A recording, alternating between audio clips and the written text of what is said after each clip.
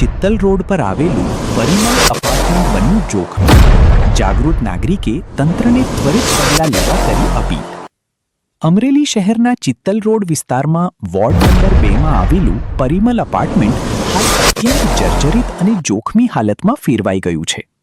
આશરે 40 વર્ષ જૂના આ બિલ્ડિંગની દિવાલો અને સ્લેબમાં મોટા પાયે ગાબડા તેમજ તિરાડો પડી ગઈ છે, જે ગમે ત્યારે મોટી હોનારત સર્જી શકે તેમ છે।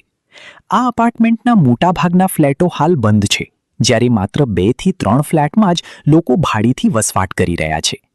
આસપાસથી સતત લોકોની અવરજવર રહેતી હોવાથી આ સ્થળ સમગ્ર વિસ્તાર માટે ચિંતાનો વિષય બન્યું છે।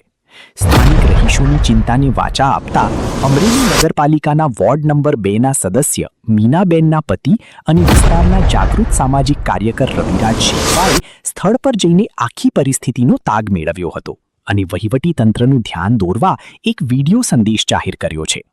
આ ગંભીર બાબતને લઈને સામાજિક કાર્યકર રવિરાજ શેખવા દ્વારા અમરેલી જિલ્લા કલેક્ટર, સ્થાનિક ધારાસભ્ય તેમજ નગરપાલિકાના ચીફ ઓફિસર અને પ્રમુખની રજૂઆત કરવામાં આવી છે। તેમણે તંત્રને વિનંતી કરી છે કે સંબંધિત બિલ્ડર અથવા માલિકોને ત્વરિત નોટિસ પાઠવવામાં આવે અને કાં તો આ બિલ્ડિંગનું યોગ્ય રીતે રિનોવેશન કરાવવામાં આવે અથવા તેને સુરક્ષિત રીતે પાડી દેવામાં આવે, જેથી ભવિષ્યમાં કોઈ મોટી જાનહાનિ કે નુકસાન અટકાવી શકાય।